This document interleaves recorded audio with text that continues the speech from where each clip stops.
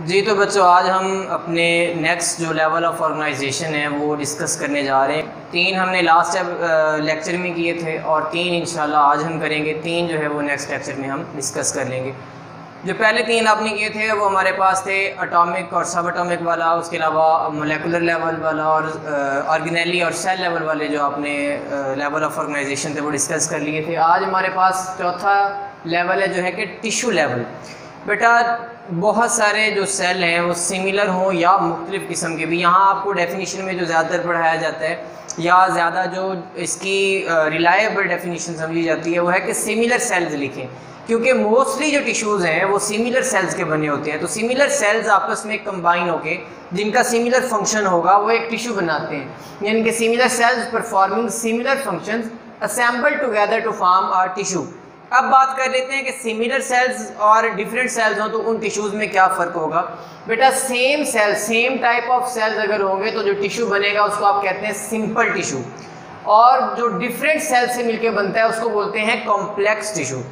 ये एग्जांपल्स आपने 4th chapter में जाके पढ़नी है, जो प्लांट के टिश्यूज़ पढ़ने हैं ना, वहाँ पे सिंपल और कॉम्प्लेक्स की एग्जाम्पल पढ़ेंगे। मैंने इसी तरह से तरतीब से लिख भी दी है।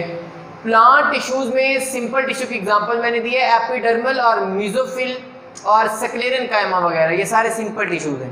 जबकि कंपाउंड या कॉम्प्लेक्स टिश्यू जो हमारे पास है, जो more than 1 type of cells पर मुश्तमिल है, वो हमारे पास जाइलम और फ्लोएम है। वहाँ पे आप देखेंगे कि इनमें 2 इकसाम के सेल्स हैं, यानी कि तादाद ज़्यादा है, वैसे किस्मों की बात हो रही है, टाइप्स की।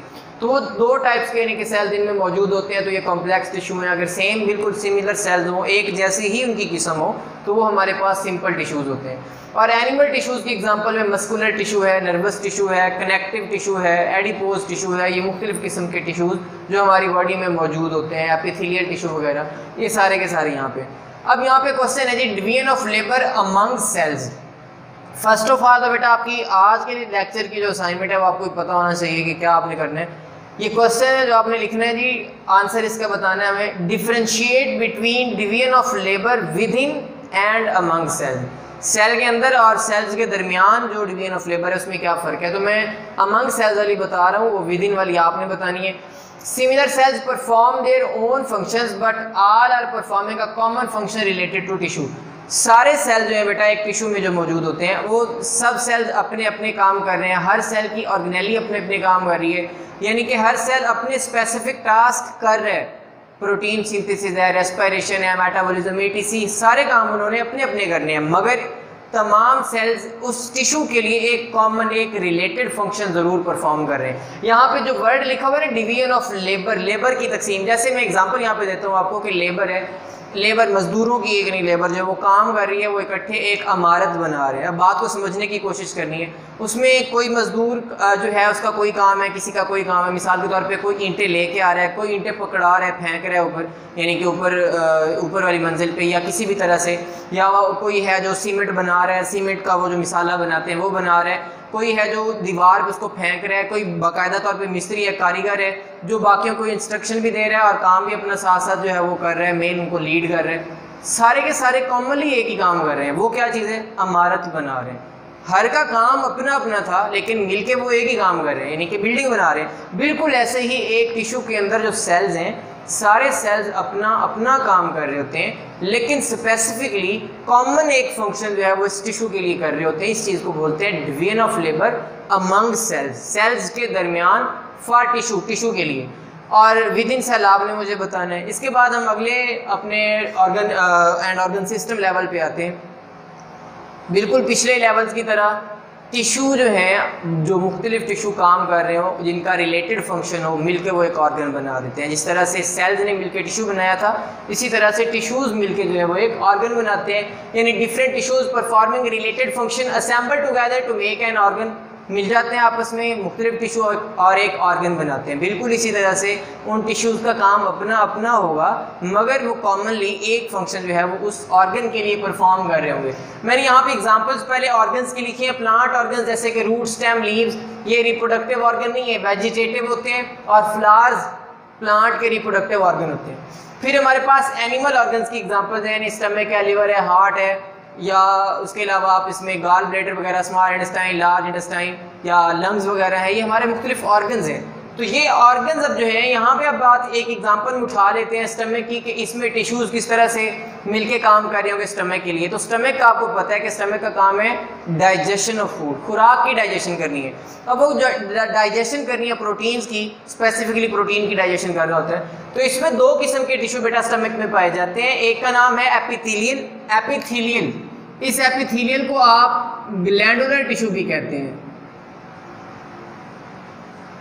ग्लैंडुलर, ये ग्लैंड से है बेटा। ग्लैंड किसी भी ऐसे टिश्यू, किसी भी ऐसे सेल या ऑर्गन को बोलते हैं जो कोई सीक्रेशन खारिज करता है, जो रतूबत खारिज करता है। तो ये एपिथेलियल ग्लैंडुलर टिश्यू जो है ये डाइजेस्टिव या गैस्ट्रिक जूस खारिज करता है। इसका काम गैस्ट्रिक जूस खारिज करना है, यानी कि जिसमें HCl वगैरह और पेप्सिन वगैरह मौजूद होते हैं जो कि डाइजेशन ऑफ प्रोटीन में हेल्प कर रहे हैं। तो ये गैस्ट्रिक जूस निकालना सिर्फ इसका काम है। मस्कुलर टिश्यू क्या करता है? मस्कुलर टिश्यू का काम है स्टमक की वाल्स को कॉन्ट्रैक्ट और रिलैक्स करना है। बेटा डाइजेशन दो तरह की हो रही होती है स्टमक में, एक केमिकल और दूसरी मैकेनिकल। केमिकल जो केमिकल्स के ज़रिए से, यानी कि ये हमारे पास जो जूस निकल रहा है वो उन प्रोटीन्स को सिंपल पेप्टाइड वगैरह में तोड़ना शुरू कर देता है, उनकी डाइजेशन स्टार्ट कर देता है। जबकि मस्कुलर टिश्यू मैकेनिकली उसको ग्राइंड करता है, यानी कॉन्ट्रैक्ट और रिलैक्स करके एक किस्म की उसको पीसने वाला जो अमल है वो हमारे पास ये मस्कुलर टिश्यू करता है। तो अब यहाँ से अगर गौर करें, दोनों का काम अपना अपना है। ये मैकेनिकल डाइजेशन यानी कॉन्ट्रैक्शन और रिलैक्सेशन के ज़रिए से, और ये गैस्ट्रिक जूस बना रहा है। मिलके क्या कर रहे हैं? मिलके दोनों एक कॉमन फंक्शन परफॉर्म कर रहे हैं जो कि स्टमक का फंक्शन है, वो है डाइजेशन। तो ये बेटा बात आपने यहाँ तक इस हवाले से याद रखें। फिर आ जाते हैं जी हम ऑर्गन सिस्टम के हवाले से। इसको भी समझना बेटा आपके लिए ज़रूरी है चीज़ें। मुख्तलिफ जो ऑर्गन्स हैं जो रिलेटेड फंक्शन परफॉर्म कर रहे होंगे, अब वो असेंबल होंगे, आपस में मिलेंगे, ज्वाइन करेंगे और बना देंगे एक ऑर्गन सिस्टम। ऑर्गन सिस्टम के एग्जांपल्स अब प्लांट के हवाले से ले हैं तो प्लांट में सिंपल होते हैं। अब आपके ये नेक्स्ट पेज पे जो पहली दो लाइनें लिखी हुई हैं इंडिविजुअल लेवल से ऊपर, वहाँ पे एक क्वेश्चन एक आप लोगों ने बनाना है जी। वो क्वेश्चन उस हवाले से है, आपको बोल रहा हूँ नोट कर लीजिएगा, यहाँ पे मैंने लिखा नहीं है। तो वो बेटा क्वेश्चन है, why organ and organ system of plants are less complex than animals. जो प्लांट्स हैं उनके ऑर्गन सिस्टम एनिमल्स की निस्बत क्यों लेस कॉम्प्लेक्स होते हैं? तो उसका आंसर बेटा ये है कि जो एनिमल्स हैं, जो जानवर हैं, उनमें रेंज ऑफ एक्टिविटीज़ ज़्यादा है, उनके फंक्शन ज़्यादा रेंज के और ज़्यादा कॉम्प्लेक्स हैं। इस वजह से उनके अंदर ऑर्गन सिस्टम ज़्यादा पेचीदा, ज़्यादा कॉम्प्लेक्स है। जबकि प्लांट की बात करें तो प्लांट में रेंज ऑफ फंक्शन इतनी ज़्यादा नहीं है और एक्टिविटीज़ इतनी कॉम्प्लेक्स नहीं है एनिमल्स की निस्बत। तो उनमें दो तरह के ऑर्गन सिस्टम होते हैं, रूट सिस्टम और shoot system. Simple root system में रूट और रूट हेयर्स, और शूट सिस्टम में बेटा ऊपर वाला जो बाकी हिस्सा है सारे का सारा, उसमें यानी कि स्टेम, लीव्स और फ्लावर्स वगैरह आ जाते हैं। तो एनिमल्स में बात करें, डाइजेस्टिव सिस्टम है, रेस्पिरेटरी सिस्टम है, नर्वस सिस्टम है, एक्सक्रीटरी सिस्टम है, सर्कुलेटरी सिस्टम है, मस्कुलर सिस्टम है। ये सारे के सारे सिस्टम ये एनिमल्स के। अब हम बात कर लेते हैं डाइजेस्टिव सिस्टम की। आपने ये पढ़ा हुआ है डाइजेस्टिव सिस्टम का क्या काम होता है जी? डाइजेस्टिव सिस्टम का काम है डाइजेशन ऑफ फूड। अब इसके ऑर्गन कौन कौन से हैं? अब देखना है कि इनमें हर ऑर्गन अपना अपना काम कर रहा होगा, उसका स्पेसिफिक फंक्शन होगा, लेकिन कॉमन एक ही फंक्शन होगा जो कि डाइजेशन है, जो पूरे ऑर्गन सिस्टम का एक फंक्शन है उसके लिए कंट्रीब्यूट कर रहा होगा, अपना हिस्सा डाल रहा होगा। तो डाइजेस्टिव सिस्टम में देखें जी, ऑरल कैविटी हमारी जो बक्कल कैविटी होती है, मुंह का खला, एसोफेगस वो नाली जो खुराक को मुंह से स्टमक तक लेके जाती है, और स्टमक, उसके बाद स्मॉल और लार्ज इंटेस्टाइन आते हैं हमारी लिवर वगैरह। लिवर और गाल ब्लैडर बेटा एक्चुअली ये liver, gall bladder, pancreas digestive system का हिस्सा नहीं है। बात यहाँ याद रखनी, आपने 7वीं क्लास से पढ़ी हुई है, उसका हिस्सा नहीं है, लेकिन उसके सपोर्टर्स हैं। डाइजेस्टिव सिस्टम में खातिर खा इनका किरदार होता है। तो ये सारे के सारे ऑर्गन अपना अपना काम करेंगे।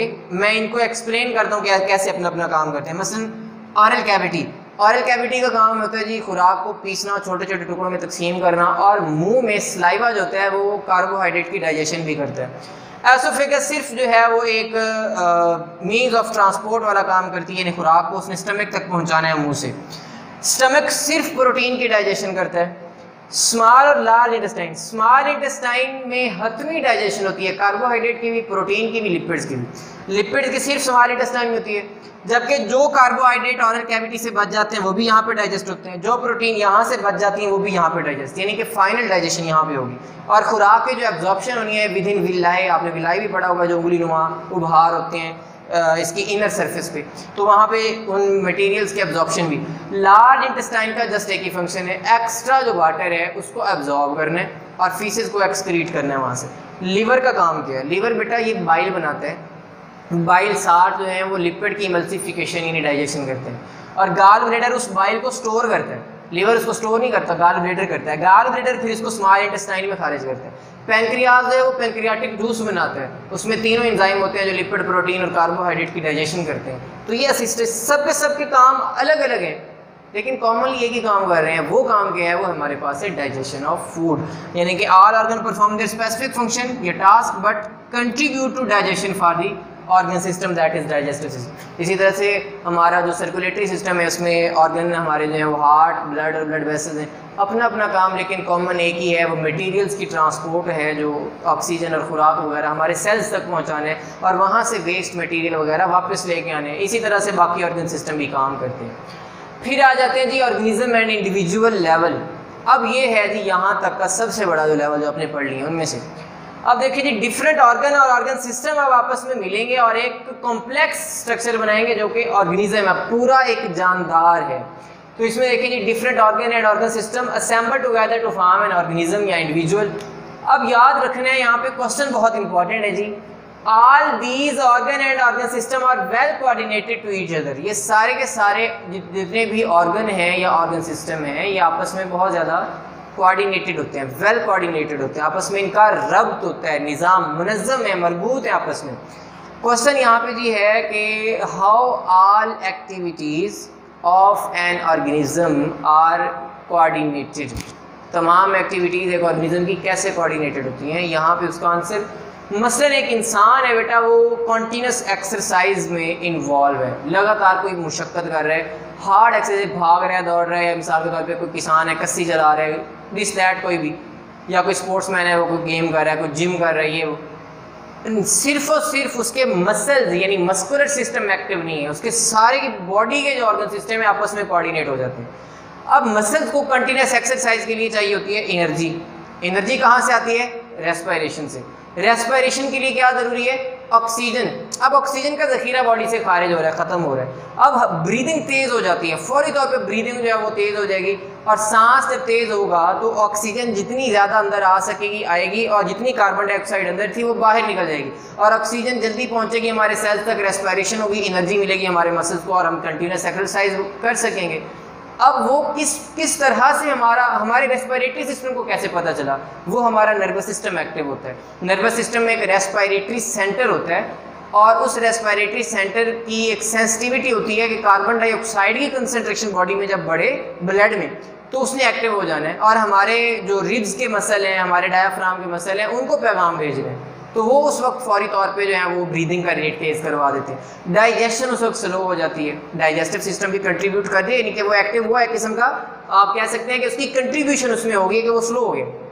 अब वो स्लो किस तरह से हुआ है? उसका मकसद ये है, उसका मकसद है कि जो एनर्जी हमारे डाइजेशन में, खुराक की डाइजेशन में सर्फ होनी थी वो वहाँ पे सर्फ ना हो। तो डाइजेस्टिव सिस्टम, सर्कुलेटरी सिस्टम, जैसे सर्कुलेटरी सिस्टम है कि जो हमारे मसल्स हैं इनको ब्लड की सप्लाई अच्छी तरह से बढ़ा दी जाती है, यानी कि ज़्यादा से ज़्यादा ब्लड वहाँ पे पहुँचे।